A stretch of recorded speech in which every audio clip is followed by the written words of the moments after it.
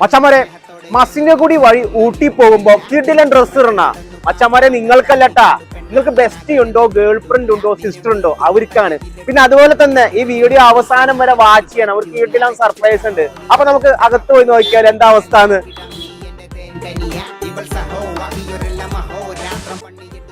എന്തോടാ എനിക്ക് പറ്റിയത്? എനിക്ക് മുടിയൊക്കെ വന്നല്ലോ. മച്ചന്മാരെ ഈ കളക്ഷൻ ഇമ്പോർട്ടഡ് കളക്ഷൻ ആണ്. ഇന്ത്യയുടെ പല ഭാഗത്തു നിന്ന് ഹാൻഡ് പിക്ക് ചെയ്തിട്ടുള്ള കിടിലൻ പ്രൊഡക്ട്സും ഇവിടെയുണ്ട്.